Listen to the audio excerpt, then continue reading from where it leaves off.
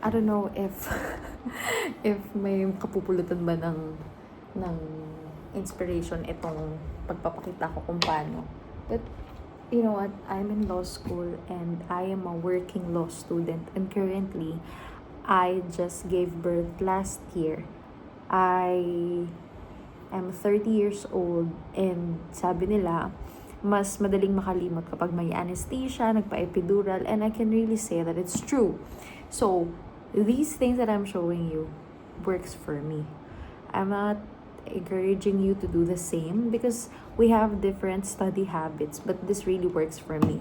So, again, sinasabi ko nga, nasa survival mode ako ng law school. I cannot wait for the day to officially resign from work and focus here. Hindi ko pa kaya, I cannot afford it yet, but yun. So, kaya sabi ko, meron ako ditong Caudal. I also use this, and then, dun sa syllabus, dun tayo magre-rely. So, I also do my reviewers, pero minsan, hindi talaga kaya. Hindi talaga ako nakakagawa in advance. Now, I have time kasi maaga akong nakauwi from work, and then, mabilis lang natapos yung class namin sa admin law. Parang hanggang 8 p.m. lang yun. So, kumain lang ako saglit, and then now it's 12 kasi may sumingit na work kanina. Hindi ko naman kaya i-ignore. So, yeah. So, I use Jur. Dun ako masyadong nagre-rely because it has the digest, summary, timeline, full text. But, I think this is AI-based, AI-powered siya. Just like any case or yung mga AI-powered. But, the thing here is that it gives you a glimpse. So, don't heavily rely on it. I have this professor na, wait lang, i-cut ko lang. Kinuha ko na talaga yung tripod ko para mapabilis.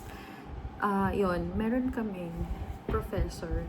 She's a judge and di naman siya working student. Pero full-time na siya ha, nag-aral siya, full-time siya.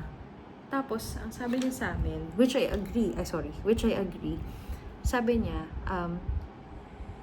hindi naman talaga kayang tapusin yung cases. Like, come on, let's be honest, you cannot cover 20 or 24 cases in a 2 to 3 hour class. Imposible yun. Kasi sa isang kaso nga lang, tumatagal yung recitation ng 30 minutes. Tapos minsan, there are 2 to 3 students na tatawagin for the recitation. So, hindi talaga kaya. Ang pinaka nakikita ko na kaya lang is between 10 to 15. Pero pag naka 15 ka, sobrang idol na talaga yung professor. But I really don't see that all the time. Ang pinaka-max na talaga 10. Minsan on average kapag 2-hour class, 8 to 12. Ganyan. So it's really important to work smart then, not hard. Like in my case, I'm a working law student. So hindi ko talaga kakayanin. Tapos, I'm also juggling being a mom. So, it's hard. So, these are the things that work for me. I'm not saying that it will work for you kasi ito lang talaga yung ginagamit or ginagawa ko for survival. Mayroon akong friend na sabi niya sa akin, Caudal pa rin talaga. So, I live by that. As much as possible, if meron akong provision, binabasa ko siya. I'm not good with memorization. So, as I progress naman, dahil yung retention mo dahil paulit-ulit doon, pero hindi word per word. So, pero as you go along with your studies, gano'n naman talaga masasanay ka. But in my case, hindi, kasi hindi ako magaling mag-memorize. So, ang ginagawa ko online or I'll just share how I prepare for my readings. It's 12 a.m. Nag-work kasi ako kanina. So, usually, nilalabas ko tong mem-aid ko. Tapos, itong syllabus, ina-annotate ko lang, ganyan. Bahala kayo kung anong format. Magulo yan, pero that works for me. And, nandito tayo ngayon. Dito natapos yung case. So, dito sa Commissioner versus Standard Chartered Bank, yung aralin natin. So, ang coverage daw, as per attorney, 24 cases. So, ang ginagawa ko, nakasubscribe ako dito sa Jur. Nilalagay ko na lahat ng kaso. As much as possible, ang ginagawa ko is, kukunin ko muna yung full text dito. Or you can download, but in my case, this really works for me. So, nakasubscribe ako dito. I don't know how much, but 150, 200, not sure Pero yan yung full text, babasahin ko yan. And ako, ginagawa ko talagang mag full text kasi nare-retain talaga siya. Now, alam naman natin hindi lahat yan mababasa mo. So, that's where this will come. Wala tayong magagawa ganun talaga. Naputol yung video. So, yeah, as I was saying, yun, for me, for the past 2 to 3 years na nasa law school ako, survival mode talaga. So, iba-iba kasi yung study habits Like yung sa partner ko, yung asawa ko. Ang gusto niya namang study habit is through mind map. Gano'n naman siya. Very techy, very digital, very mabusisi. Ako, in my case, the way I do it, I rely heavy on the syllabus, tapos MEMAID, then yung mga cases nilalatag ko na. Usually, ang natatapos ko lang talaga, ang swerte ko na yun kung makasampu ako. But on average, ang kaya ko lang talaga mabasa because of my work schedule is hanggang 8. Hanggang 8 lang. Tapos yung the rest, ang babasahin ko na yun sa habang nasa kotse ako, nasa parking ako, ganyan. But ang nababasa ko lang talaga on average 8. So, maswerte na ako dun. Minsan wala pa because of work. So yeah, I have a subscription sa Jur. It's my favorite kasi meron na silang full text. But please, ilang beses ko na tong nakita. Yung digest niya, mali dun sa full text. Yung ruling niya, mali dun sa full text. Yung issue niya parang hindi ko mag-gets. Pero sa full text, dun mo makikita. Of course, syempre. So, don't rely too much sa AI or sa digest. Yun nga, as I was saying kanina na naputol ako. Ayun, may judge yung coming prof na sinasabi niya na hindi naman talaga kaya nating tapusin lahat ng cases na i-assign sa atin. And most of the professors, naging law student din yan. And alam nila yan. But it's part of the training. It's part of the journey. So, ang sabi niya sa amin, prepare pa rin a digest, or if wala kang time, read. Kung di mo siya kayang i-full text, read the digest kasi it will help you survive law school kapag sa recit. Yung tipong wala ka ng bala, at least meron kang makikita na, sige, isang basahan mo lang, kahit maka 3 to 5 paragraphs ka lang, makita mo na yung issue and then proceed to ruling, may nasagot ka. Hindi yung totally wala ka talaga. So, it's something na I would agree, and especially if you're a law student, super hirap talaga.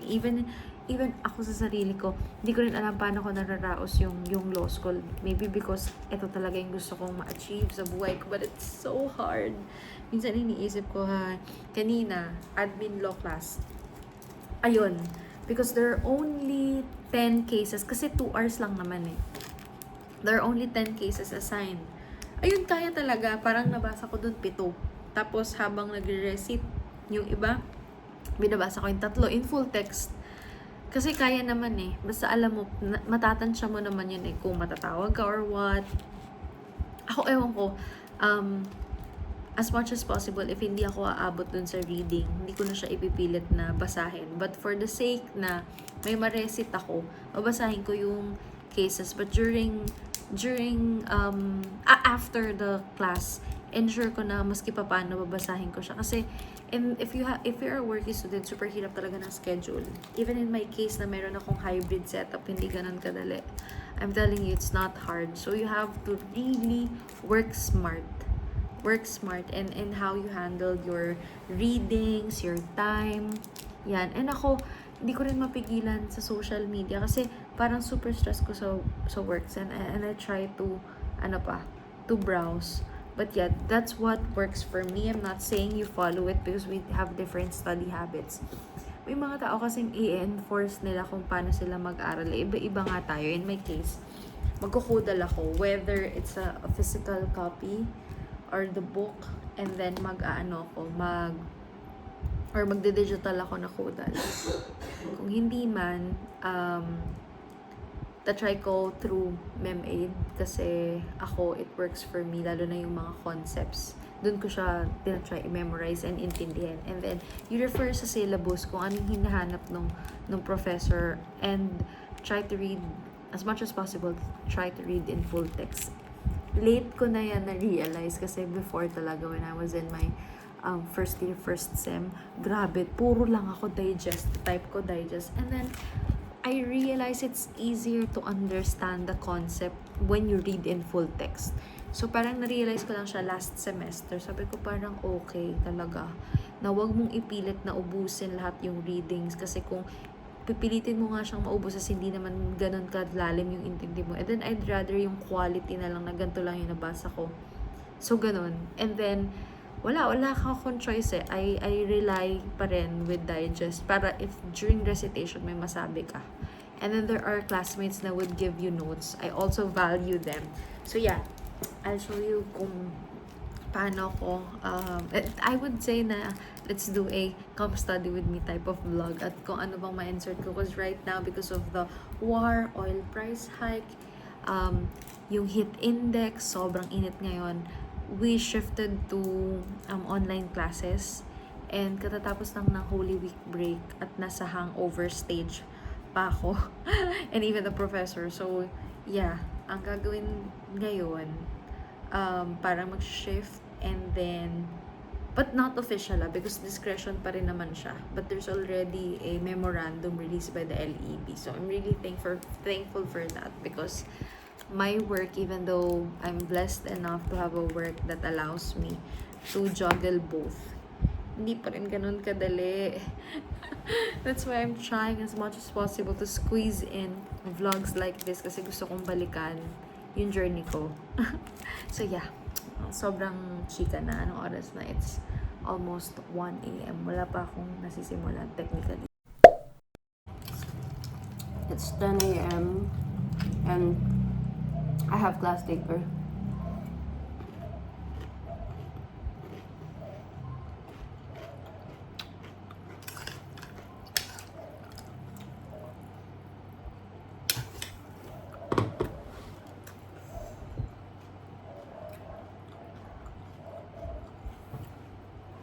Parang hinahanap ko pa yung kaluluwa ko.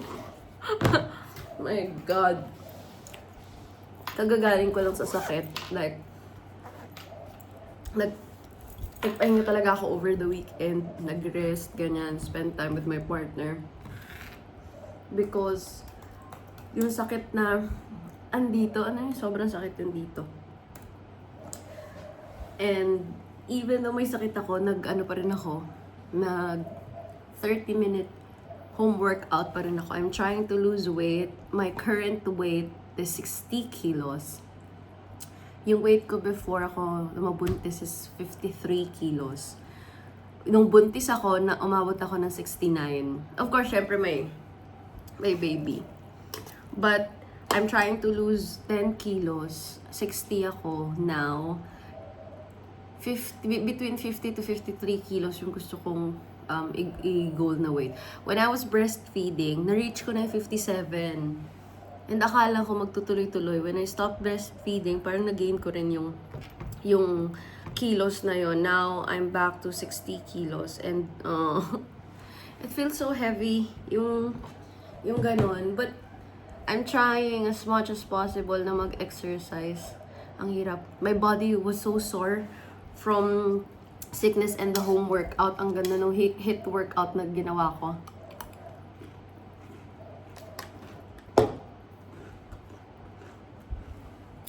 And sabi ko nga,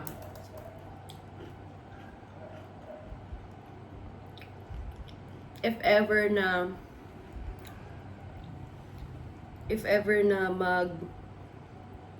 papatuloy yung ganito ko, na siguro sabihin natin twice or thrice a week na workout.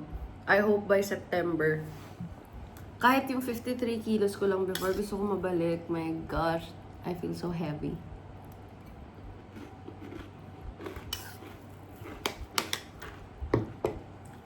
Tapos I always wear black. Basta, I really just don't like the body I am in now. But there's nothing I can do about, because I got pregnant and you'll really gain weight kapag nabuntis ka. So, I'm just trying to lose that. Nung try ako ng OMAD 1 week, grabe, hindi ko kaya. So, yeah. More on whole foods tayo muna. Tapos, yung food intake talaga need bantayan. So, need to do some things for work and prepare later for taas. I'll update you later.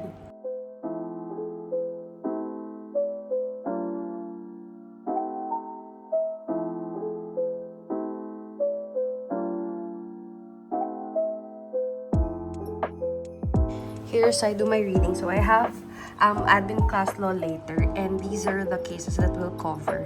Kasi 2-hour class lang yun. So may concepts na ito. And meron pa kaming cases previous. So I put that on my notes. Tapos, I go to Jur. I have a subscription here. And the reason why I like reading my cases here, I load them up. Ayan. So, those are the 6 cases that we have. Kasi yung iba from last time na hindi pa natakal, I think 4 cases yun. Nabasa ko naman na siya. So, I load them up here. So, you have your digest, summary, timeline, full text. And since meron na ditong full text, mababrowse mo na siya easily. So, as much as possible, talagang dapat full text. So, ayan na siya. Nakalagay na siya dito. And then, you can do your note-taking na lang afterwards. So, yan. Ganon ko siya ginagawa. So, yan. Just wanted to show you.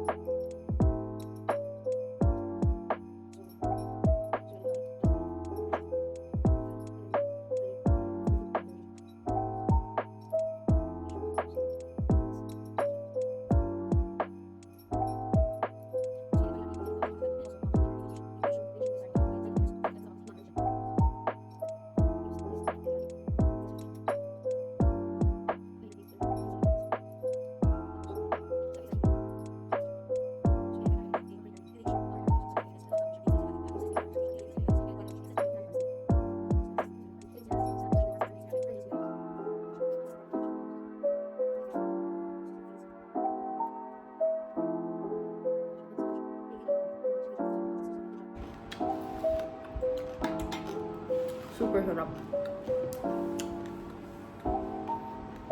Okay, we're here in school. Umabot naman ako. Wala masyadong traffic. So, yan. Park lang tayo. I'm 15 minutes late. Pero wait lang. So, that's my campus. And this is school. There's a parking lot. We made it in school. And since law school vlog nga to, ayan, it's 6:15. Ayusin ko lang yung gamit ko. And I'm headed to class. This is a 2-hour class. Pero may 6 cases akong on deck. Tapos meron, hindi ko alam kung yung last itatackle pa. But there are 6 new ones. 2 to 3 lang. May 3 pa akong hindi nababasa. So, I don't know how am I gonna survive that. Tapos dumagdag pa yung work. Supposedly, hindi ako dapat malilate. I should be on time. But, let's go. Ano na natin to.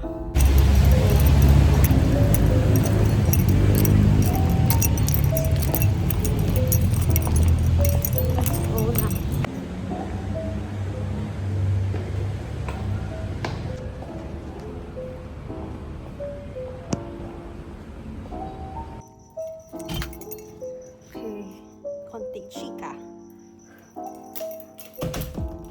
We had like 2 rounds of recit. I would say naman na I did okay. Wait lang. I did okay naman kanina. Pero di na ako nakapag vlog sa room. Kasi pagkaupo ko, parang after mga siguro pangatlo, natawag agad ako. So yeah, sobra kong kinabahan kanina because ano ba yan? Hindi pala ako nakita. Kasi hindi ko natapos yung readings ko for the day. But luckily, hindi kami masyadong nag-cases, more on concepts. At pagod si attorney, galing siya sa House of Representatives. So, galing siyang QC. Sabi niya, so nagpa-early dismissal siya. 30 minutes before the time, nagpa-uwi na siya. So, now I'm back home. And, hanap tayo ng makakain. Baka yung kanina na instant ramen yung lutuin ko. Oh my god. I have an online class tomorrow, but unfortunately, I have a meeting at 9 a.m. So I need to head back to Manila tomorrow. So kailangan ko umalis dito. Kala ko pa naman, sabi ko sa sarili ko, ay, magsistay ako sa bahay ng until Thursday, and I'll just go back to work no Friday, but ay nako. So now I'm gonna do my reviewers for tax law class tomorrow. Buti na lang, online ang aming class. So I have time to prepare. Makailang kaso kaya kami? Siguro, because for tax law class, it's up to 9 p.m. So madalas, umaabot ng 24 cases yung binibigay. But during class, umaabot lang kami ng max ng 15. Hindi siya kaya talagang umabot. So I think a good 10 to 15 number of cases per day, okay naman siya. So that's what we're gonna do. I'm gonna load up my cases sa Jure. Tapos, after nun, later, kakain muna ako. It's 8:46. I'm gonna do my reviewer for 2 hours. Matagal ako gumawa ng reviewer. Basta your notes lang for the cases. Kasi, you have to determine ano yung type of or way of teaching ng professor. There are professors na concept, merong professor na cases, may professor na outline niya, talagang topic lang, meron namang mga syllabus super detailed. So, iba-iba yung manner of of teaching. But for tomorrow's tax law class, magko-concentrate kami sa cases, which is the usual naman in law school. May mga variations lang kung paano nila, but yeah, sanay na kami dito for tax law na lagi ganito. So, buti na lang maaga din nagpa-uwi yung professor, and schedule ko. I was supposed to go work from home tomorrow, but because of a surprise meeting, punta ako ng Manila. Kasi alam niyo, sayang talaga yung gas. Again, I said this couple of times. If you're a working law student, get a job na hybrid or pure work from home. In my case, I have a hybrid setup.